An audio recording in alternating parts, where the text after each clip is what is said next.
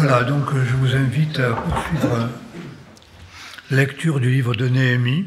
Je crois que c'est votre lecture du dimanche. Donc nous sommes arrivés au chapitre 2 et je vous invite donc à lire les versets 1 à 8. Néhémie, chapitre 2, versets 1 à 8.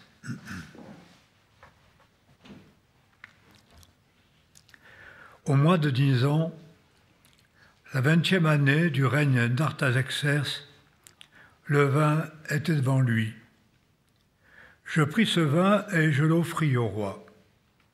Or, je n'avais jamais eu l'air triste en sa présence.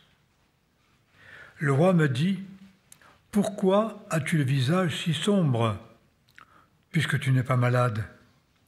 Cela ne peut venir que d'un chagrin de cœur. » Alors, je fus rempli de crainte et je répondis au roi : « Que le roi vive à jamais.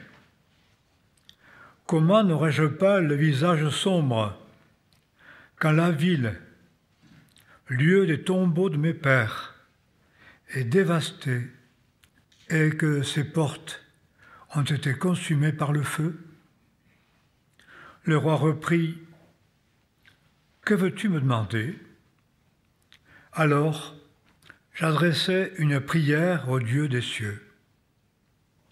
Puis je dis au roi : « Si le roi le trouve bon, et si ton serviteur t'est agréable, permets-moi d'aller dans le pays de Juda, dans la ville où sont les tombeaux de mes pères, pour la rebâtir. » Le roi, auprès duquel la reine était assise, me demanda : « Combien durerait ton voyage et quand serais-tu de retour ? » Le roi voulut me laisser partir.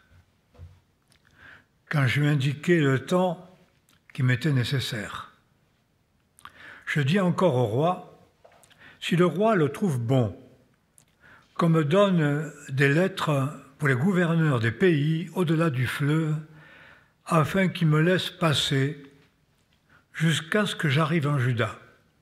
Qu'on me donne aussi une lettre pour Asaph, l'intendant du parc du roi, afin qu'il me fournisse du bois pour faire la charpente des portes de la forteresse voisine du temple, pour les remparts de la ville et pour la maison que j'habiterai. » Le roi accorda ma demande, car la main favorable de mon Dieu était étendue sur moi.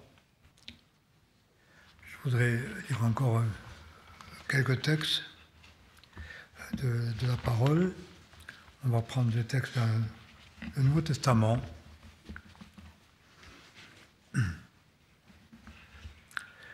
Tout d'abord dans Romains, chapitre 15, verset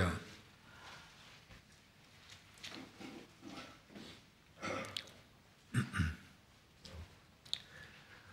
Nous devons donc, nous qui sommes forts, supporter les infirmités des faibles et ne pas nous complaire en nous-mêmes.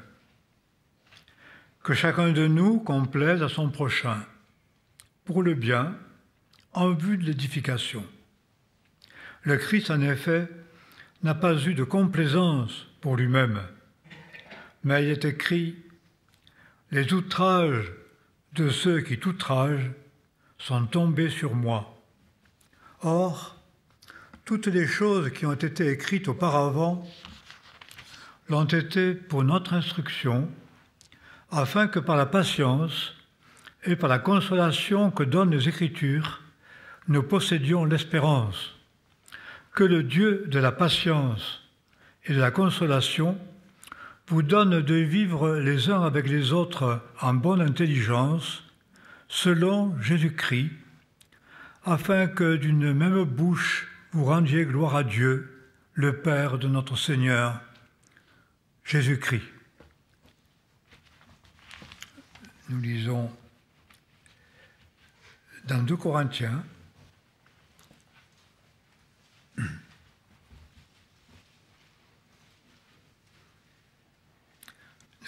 chapitre 2, verset 12, non pas, chapitre 2, verset 14, quelques versets seulement. Mais grâce soit rendue à Dieu, qui nous fait toujours triompher en Christ, et qui répand en tout lieu, par notre ministère, le parfum de sa connaissance. Car nous sommes devant Dieu comme le parfum de Christ, parmi ceux qui sont sauvés et parmi ceux qui se perdent. Pour ces derniers, c'est une odeur de mort et qui donne la mort. Mais pour les premiers, c'est une odeur de vie qui donne la vie. Croyez donc qu'un homme serait capable de cela? C'est qu'en effet, nous ne pacifions point la parole de Dieu, mais nous la prêchons devant Dieu en Christ, avec pureté, et telle qu'elle vient de Dieu. Notre texte, verset seulement, 1 Timothée, chapitre 2, 1 Timothée 2, verset 8. Je veux donc que les hommes prient en tout lieu, en élevant au ciel des mains pures, sans colère et sans contestation. Et pour terminer, dans 1 Pierre, chapitre 2,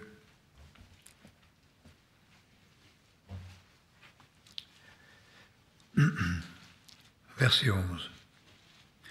Mes bien-aimés, je vous exhorte comme des étrangers et des voyageurs à vous abstenir des convoitises charnelles qui font la guerre à l'âme. Ayez une bonne conduite au milieu des païens, afin que pour les faits même dont ils vous accusent, comme si vous étiez des malfaiteurs, ils rendent gloire à Dieu le jour où il les visitera, quand ils auront vu vos bonnes œuvres.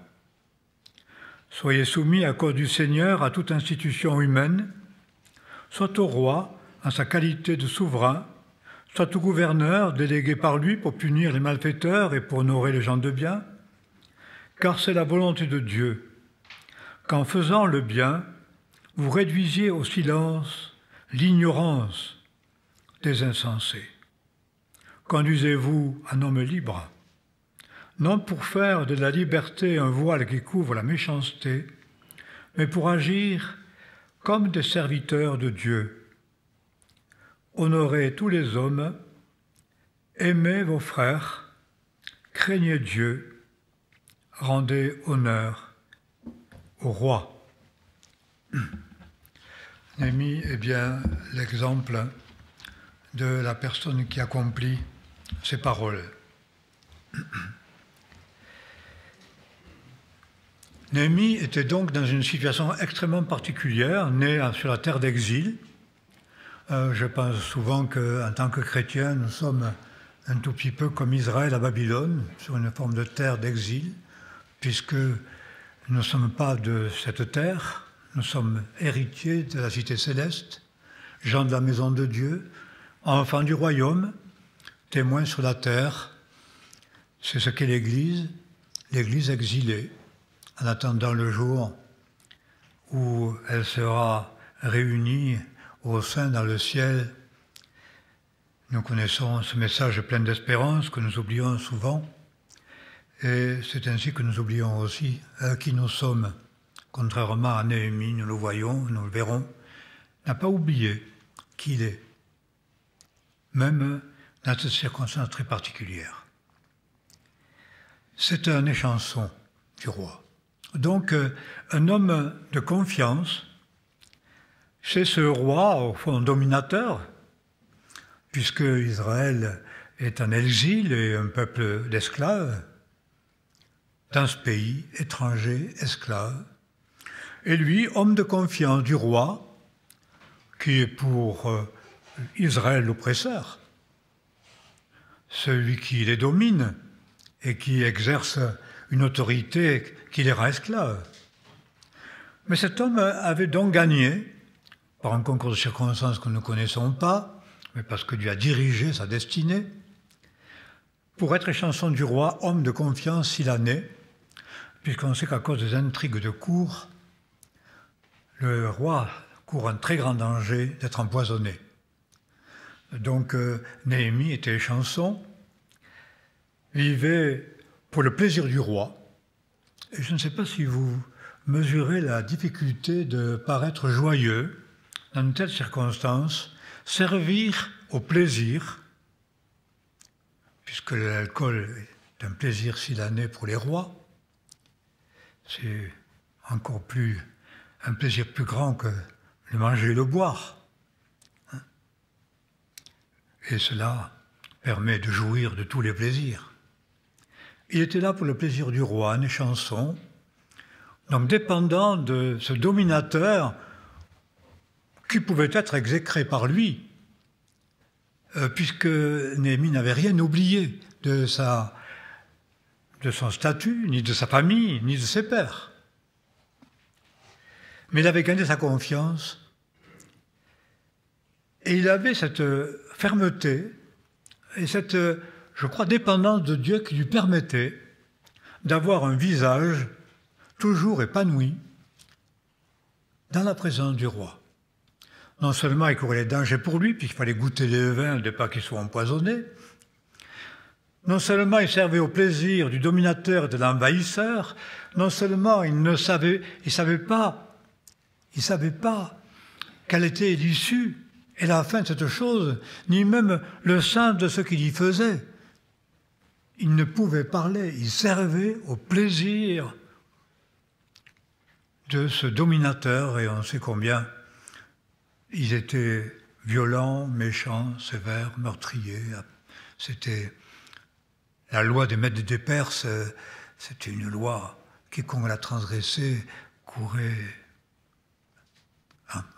encourait la mort. Et c'est pourquoi lorsque, pour cette fois, Néhémie a le visage triste et que ça se voit, il a été saisi de crainte, parce qu'il savait que déplaire au roi était un arrêt de mort pour lui. Il avait eu cette maîtrise, ce n'était pas un stoïque, parce qu'on voit par la suite dans son comportement que ce n'est pas le stoïque qui n'a pas de sensibilité pour quoi que ce soit, qui passe de vue dessus des circonstances et qui ne vit que pour son intérêt personnel et qui met son orgueil à paraître toujours merveilleux. Comme un peu les narcissiques pervers, souvent, ils ont des airs toujours merveilleux. Et ça veut très bien se présenter, chemise blanche, plus cravate parce que c'est pas la mode, mais enfin bon, toujours au fond extraordinaire de manière à saisir et impressionner l'entourage, ça c'est les narcissiques, et qui peuvent donc, par séduction, et par maîtrise d'eux-mêmes ou indifférence, quoi que ce soit, garder ce visage serein. Non. Ce n'était pas un homme ainsi, puisque le jour où il parut triste, il ne s'agissait pas de lui. Il est paru triste parce que le souvenir lui est comme revenu, est venu d'une manière plus intense à sa conscience ce jour-là, la misère de son peuple, et il n'a pu, au fond, en garder, je dirais, le mystère. Il se manifestait sur son visage. Et pour la première fois, donc, eh bien, le roi s'aperçoit que cet échanson, cet homme de confiance, n'exprime plus de joie, mais une grande tristesse. Je n'avais jamais eu l'air triste en sa présence. Certainement l'était-il. Mais il a su rendre son visage agréable parce qu'il était au service du roi et qu'il donc respectait la fonction, respectait ce roi, envahisseur, dominateur, violent, débauché. Même, semble-t-il, il servait à sa débauche quelque peu, en étant son échanson. Il ne s'est pas dérobé, il n'a pas contesté, il n'a pas boudé.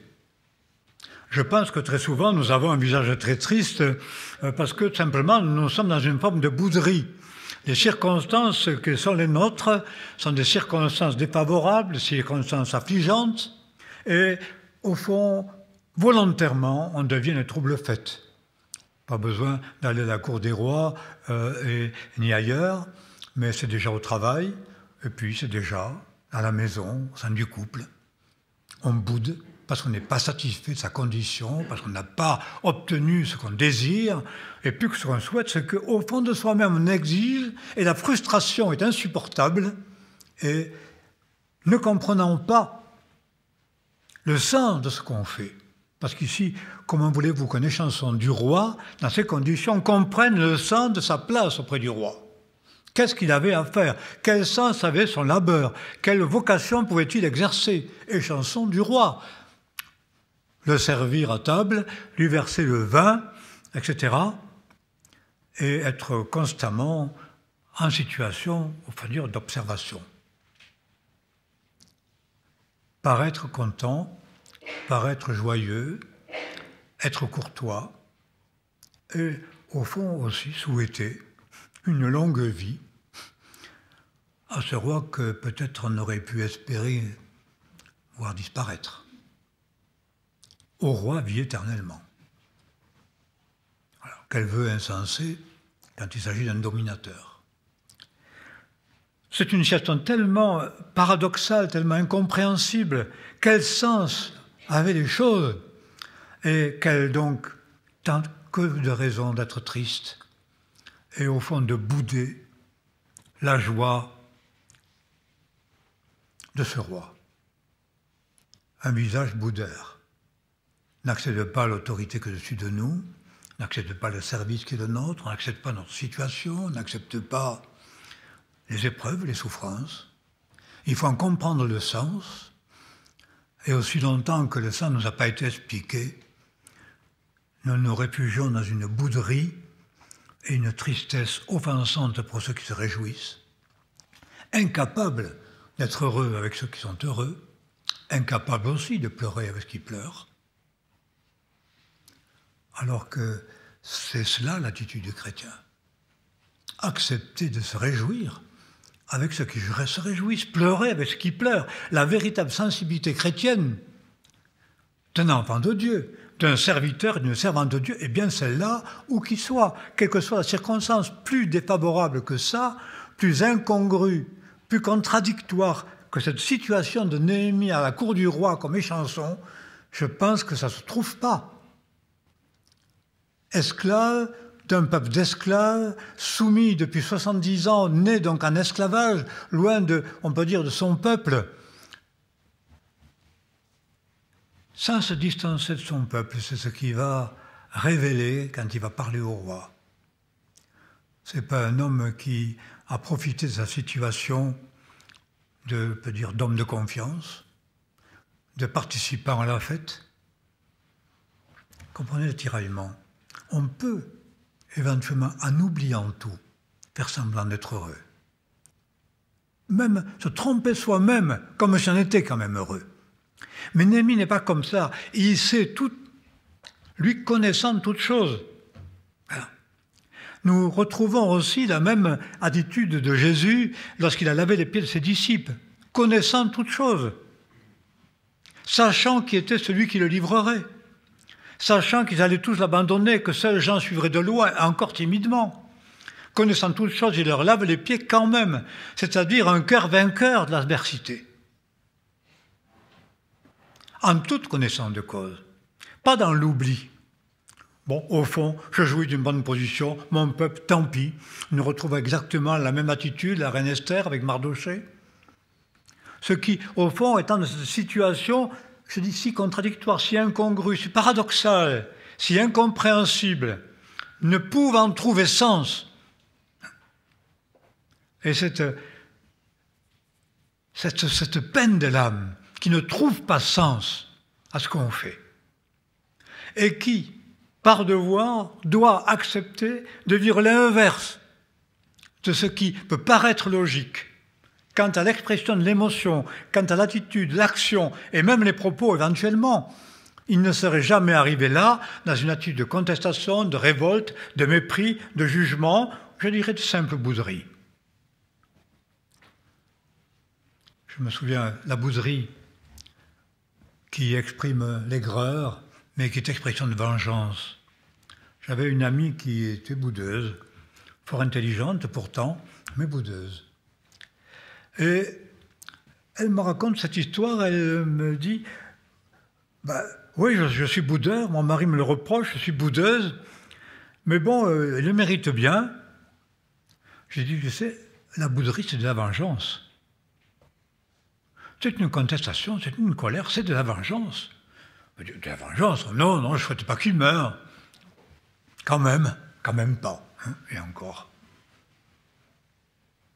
Je ne sais pas forcément sa fin, je nourris pas des idées du taper dessus. Bon, taper dessus peut-être, parce que on parle beaucoup des femmes battues, mais moi j'ai rencontré des hommes battus. Hein. Il faut savoir, il n'y a pas que les femmes qui sont battues. Hein. Je me souviens, un gars qui vient et me dit, j'éclate de rire tellement il m'a fait, enfin c'était tellement incongru, il m'a dit, imagine-toi Daniel, je suis un mari battu. L'avouer était terrible pour lui. Donc, elle n'était quand même pas de ce genre.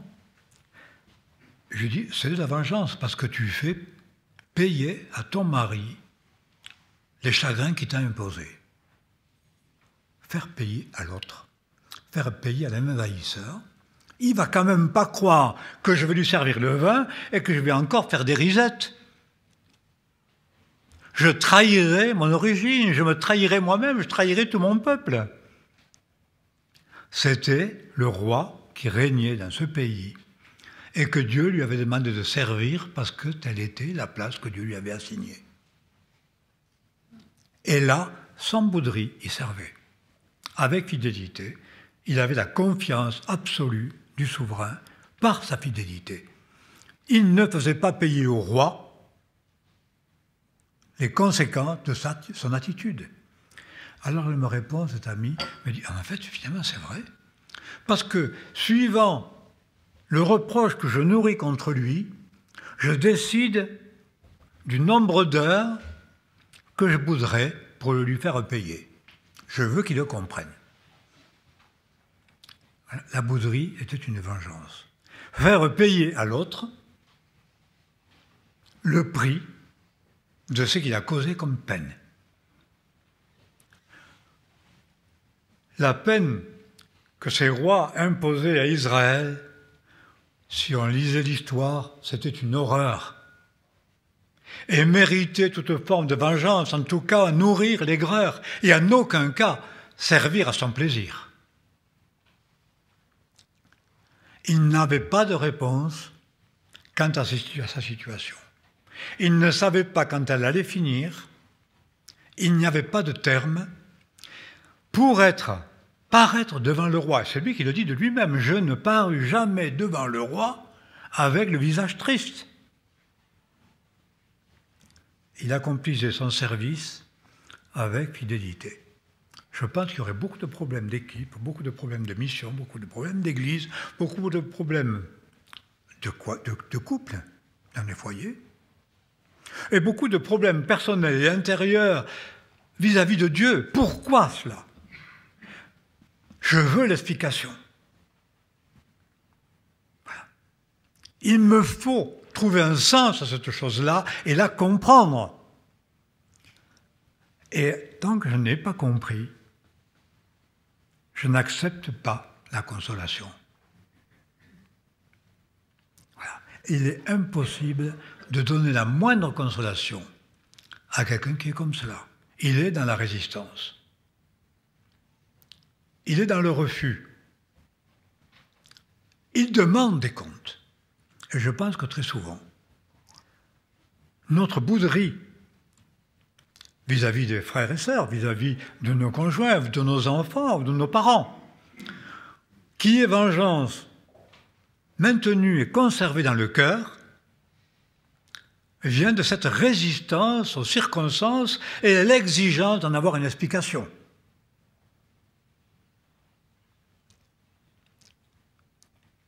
aucune exigence ne s'est trouvée dans le cœur de Néhémie et nous ne voyons pas de stratégie cachée derrière son comportement. Qu'une soumission, qu'une obéissance, qu'une dépendance de Dieu. Je veux que les hommes prient en tout lieu, en élevant des mains pures, purifiées, purifiées de la vengeance. Parce que la parole dit souvent, vous savez, vos mains sont rouges de sang.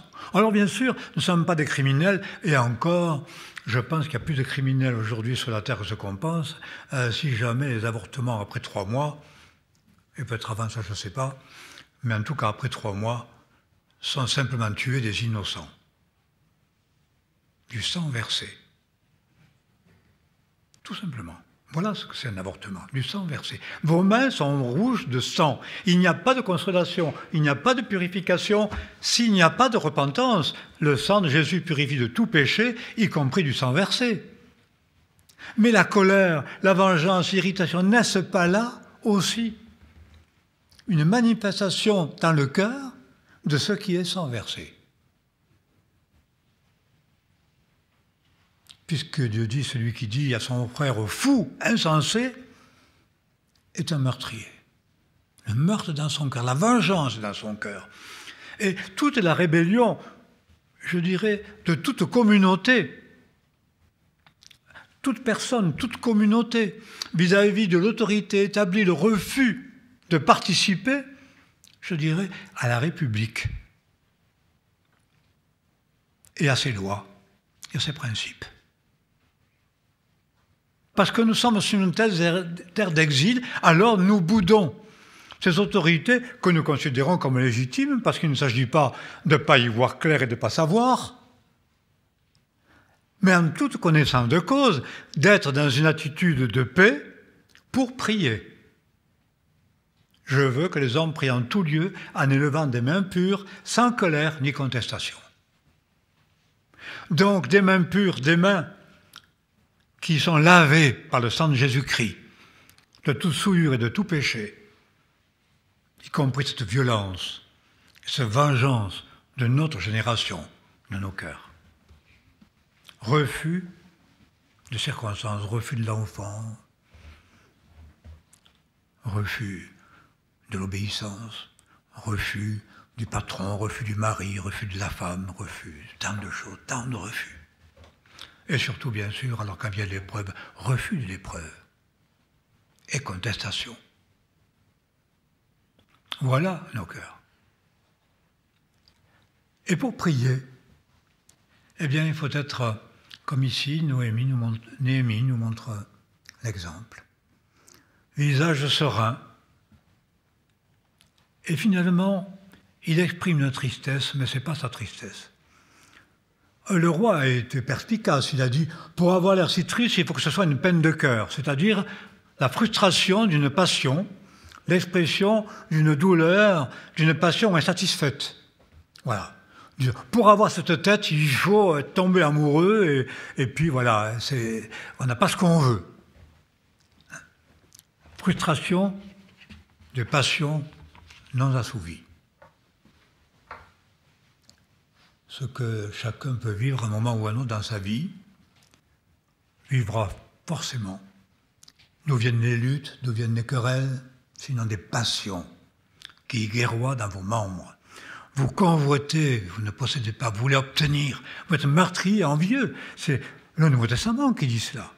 Et vous demandez mal pour satisfaire votre passion. Si tu es triste comme ça, c'est à cause d'une passion.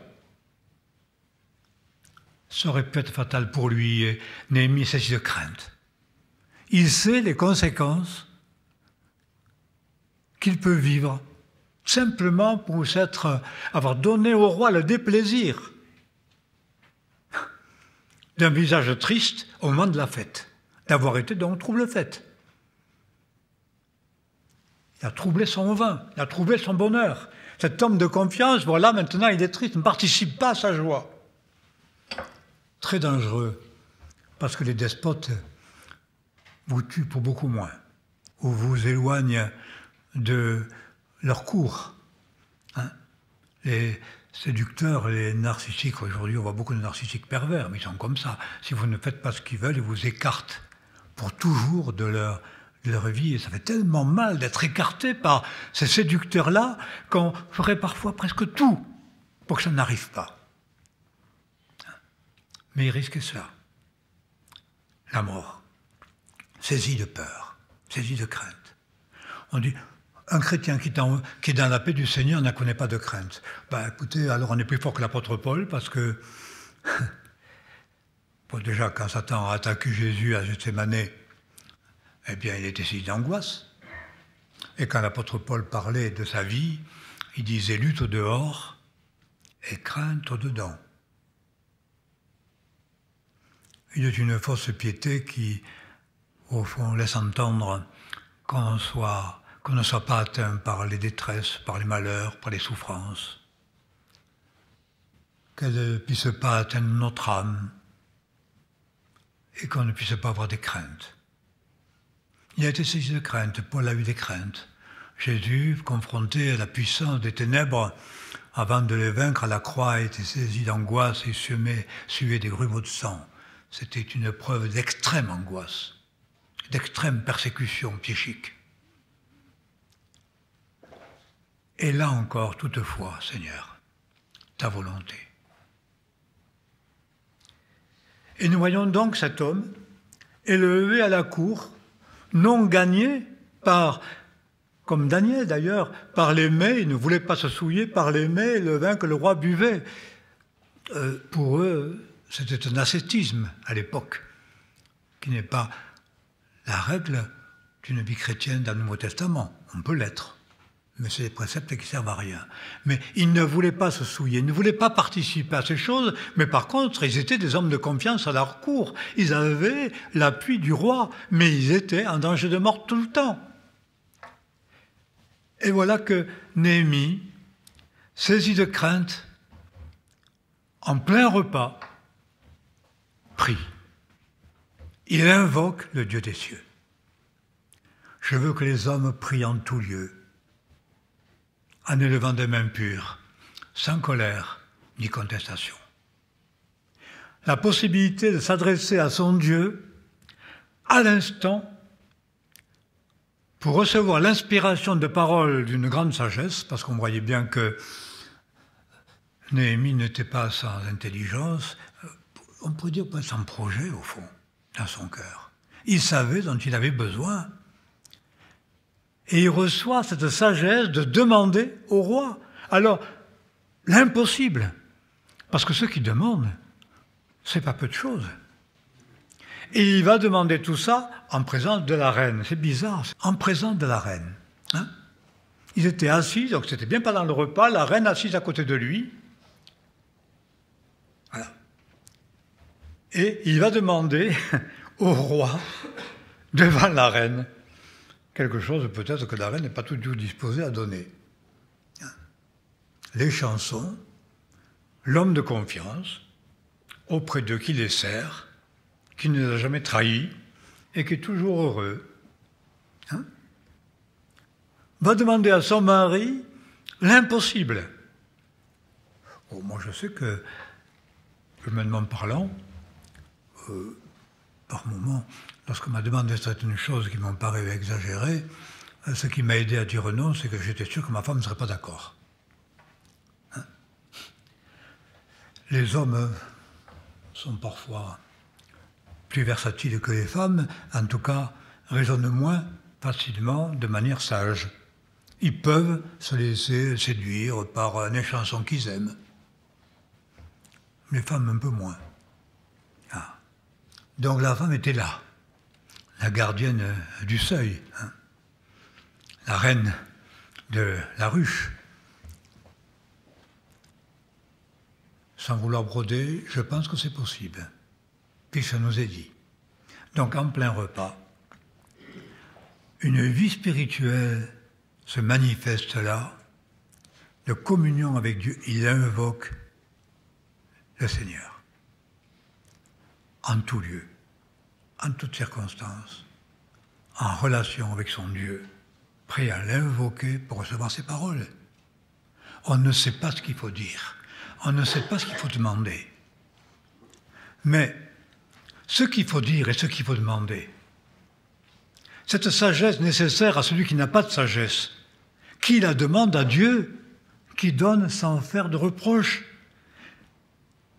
À l'instant, ça vous sera donné. Voilà. Disposé, disponible. Pourquoi? Je ne peux pas être disponible en contestation. Je ne peux pas être inspiré dans la révolte. Je ne peux pas recevoir de consolation sans être ouvert à la consolation et sans avoir baissé le front. Sans esprit d'obéissance et de soumission, je ne peux pas. Mais dans cet esprit-là, c'est pour ça que la parole dit que Dieu est auprès de ceux qui ont le cœur brisé. On sent en Néhémie ces attitudes. Il paraît en présence du roi, souriant, jamais le visage défait. Sauf pour son peuple, comment pourrais-je? Il ne s'agit pas d'une émancipation où on largue les armoires du passé pour ne pas souffrir et on se réjouit de la place qu'on a reçue et on s'en glorifie. Non, pas du tout. Il est fils du peuple, il connaît son Dieu et il sait la misère de son peuple. Il est enraciné dans ce peuple, dans ceux qu'il a reçus. Toi, demeure dans ceux que tu as reconnus certains. Ça te fait souffrir ce que tu as reconnu certains. Ça te retient peut-être. Ça te paraît être un esclavage. Mais tu l'as reconnu, tu l'as reçu de Dieu. Tu es de ce peuple-là, tu es de cette Église. Tu l'as reconnu, tu l'as reçu. Voilà. Il est ancré dans le passé de son peuple. Et il a part à sa destinée. Comme Mardochée, comme Esther. Et bien qu'à la cour du roi, non pas pour être festif, il y est au fond comme témoin. Comme témoin, on pourrait dire aujourd'hui, qui est en relation avec Dieu le Père par le Seigneur Jésus-Christ et le Saint-Esprit dans son cœur. Et il vit dans cet état, de sorte qu'il va être utilisé à l'heure de Dieu qu'on ne connaît pas, alors comme on pourrait dire pour nous, pour la gloire de Dieu et le salut de son peuple. Il devient, par son attitude de cœur, dépendant, un instrument de Dieu à l'heure de Dieu pour le salut de son peuple. Il invoque Dieu, Dieu donne la sagesse et il sait ce qu'il va demander avec une sorte d'assurance extraordinaire qu'on ne peut pas imaginer. Vous savez, c'est très difficile d'imaginer la situation, on veut dire psychologique de Néhémie. Il était saisi de crainte, il invoque Dieu des cieux, c'est à l'instant, c'est pas dans le banquet. Et le Dieu des cieux bien, lui met à cœur des paroles, et après avoir eu peur, il demande, on peut dire l'impossible, partir, quitter la cour, aller à Jérusalem pour reconstruire. Ce n'était pas quelque chose qui se faisait en 2 jours. Nous, nos diacres, ils ont fait des prouesses ici pendant le Covid, on a bien pris notre temps pour faire de très belles choses, mais on a quand même les moyens pour les accomplir. C'était un travail dur, incertain, dangereux, on le verra après, long. Et il va décider du temps qu'il lui faudra et ce dont il aura besoin, avec les laissez-passer nécessaires. Il a tout vu, tout compris, en un instant, il dit tout, et il demande. Et il dit, et l'Éternel étant sur moi, le roi donna ce que je lui demandais, parce que la bonne main de l'Éternel était sur moi. Voilà. C'est cela que nous pouvons chercher. Être dans une disposition de cœur, non pas de contestation et de réflexion. Vous connaissez cette réflexion, et pourquoi je fais ça? Mais si j'ai cette place dans l'œuvre de Dieu, ou cette place dans l'Église, alors, mais comment pourrais-je avoir un ministère, pour avoir une destinée, pourrais-je faire une œuvre?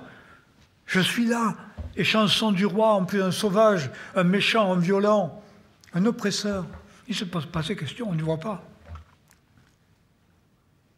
Et cet homme qui, au fond, semble tellement, comme on peut dire, naïf, manifeste une sagesse extraordinaire et va devenir instrument de salut et la reconstruction de Jérusalem. Instrument, on pourrait dire, dans les mains de Dieu pour accomplir les exploits imprévisibles est impossible. Il va faire une demande incroyable. Et il ose la demande. Et il obtient. Et il dit cela, je trouve si touchant. Oui. Le roi accorda ma demande, car la main favorable de mon Dieu était étendue sur moi. Formidable. Recherchez au fond cette réalité qui sauve, qui délivre, qui guérit. La bonne main de l'Éternel étendue sur Néhémie. Et il devient comme un précurseur d'un Messie, un sauveur. Et par lui va s'accomplir la promesse. Il partageait le vin avec le roi. Si tu partages ton pain, on appellera là les tiens réparateurs de brèches, qui restaurent le pays, rend le pays habitable. La promesse faite à Israël d'une reconstruction. Et il va être instrument de reconstruction, parce que la bonne main de l'Éternel était sur lui. Donc ce que nous devons chercher, au fond tout simplement, c'est abandonnant nos contestations, nos exigences, nos réflexions, nos raisonnements insensés ou logiques d'une sagesse humaine, charnelle et démoniaque, qui crée au fond des convoitises, des querelles, des difficultés, des jalousies, beaucoup d'ombre dans nos vies, beaucoup de tristesse sur nos visages, nos bouderies incessantes pour la moindre chose, parce qu'exigeant d'être satisfait et de comprendre toujours tout, nourrissant la contestation, la désobéissance, étant cet abandon de Néhémie entre les mains du Seigneur, parce que les mains du Seigneur sont bonnes pour ceux qui se rendent dépendants de lui. Ainsi, abandonnons donc nos contestations et les réflexions quant à la raison des choses. Acceptons les circonstances de nos vies, même si on ne les comprend pas, même si elles nous paraissent contradictoires, ou peut-être injustes, parfois. Je veux que les hommes prient en tout lieu, en élevant des mains pures, sans colère ni contestation. Peut-être que dans nos cœurs, une pensée se lève, je dis ça rapidement cela. Ça, c'est pas moi. Ça, c'est pas français. Ou ça, c'est pas séminole.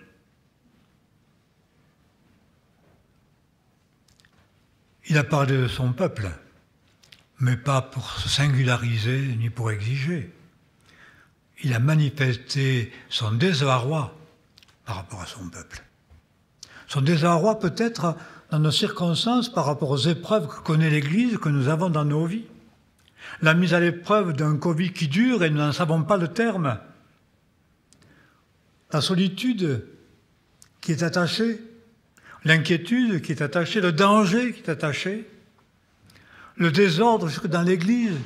Et nous pouvons nous désoler de ces choses et en être attristés quand nous le considérons. Il est une tristesse. Mais ce n'est pas en nous abandonnant à cette tristesse qui est contestation et bouserie, mais dans un abandon à Dieu, de manière à ce qu'il puisse manifester sa gloire dans l'Église, selon sa promesse, à lui soit la gloire dans l'Église. C'est bien ce qui est promis. Et de venir dans l'Église, non pas des boudeurs qui réclament, ou qui méprisent, ou qui contestent, mais acceptant les situations qui nous sont imposées, dans la dépendance, la soumission envers Dieu, nous rendons ce témoignage de dépendance de sa bonté et de véritable confiance, afin de devenir les uns pour les autres, je dirais des bâtisseurs de ruines, de ceux qui ont un ministère pour restaurer, tout simplement, ce qui nous sont donnés et devenir en Jésus-Christ Messie, parce que nous sommes séoins en lui, parce que nous sommes en Jésus-Christ et nous pouvons exhorter en Jésus-Christ devant Dieu par la force du Saint-Esprit, instrument de bénédiction et de salut pour tous les autres. Voilà l'appel du Seigneur. Et c'est pourquoi nous voulons tout simplement, il me semble, devant Dieu, nous humilier de toute contestation, de tout refus, de toute réflexion insensée, de toute cette volonté de demander des comptes pour être satisfait dans nos passions. Peut-être cesser d'analyser le temps perdu et de la durée des jours qui sont passés et peut-être de la durée des jours à venir, afin de demeurer en tout temps et en toutes circonstances des hommes et des femmes qui élèvent des mains pures en tout lieu, sans colère ni contestation. Nous voulons prier. Seigneur, Seigneur Dieu, nous mesurons mal tout ce qui se passe dans nos vies, dans nos âmes. Nous craignons, je crains, la contestation, les réflexions insensées, les refus. Et nous voulons ensemble devant toi, Seigneur, nous en humilier, car elles sont résistantes à toi, afin de pouvoir t'invoquer en tout lieu, et le vent des mains purifiées de toute violence, les cœurs lavés de l'eau pure, renoncer à cette contestation qui nous anime sans cesse, surtout envers ceux qui semblent nous opprimer, nous dominer, nous effrayer, nous exploiter, qui enlèvent le sens de notre existence et des positions que nous pourrions avoir. Seigneur, Seigneur Dieu Tout-Puissant, toi qui n'as pas cherché ce qui te plaisait, mais qui as voulu plaire à ton Père sans cesse et qui a subi les outrages des hommes. Tu fils et tu fasses, tu verses en nos cœurs par l'Esprit ta nature et ton obéissance, afin de pouvoir te servir parmi les hommes et de rendre un témoignage qui te glorifie et que les païens voient ta présence et que nous puissions porter la bonne odeur de cette connaissance. C'est pourquoi nous venons à toi, Seigneur, pour te connaître davantage. Te connaître, Seigneur. Chercher ta face et vivre devant toi pour être utilisé pour ta gloire, comme tu le veux et à ton heure, parce que tu sais tout et ton plan est parfait.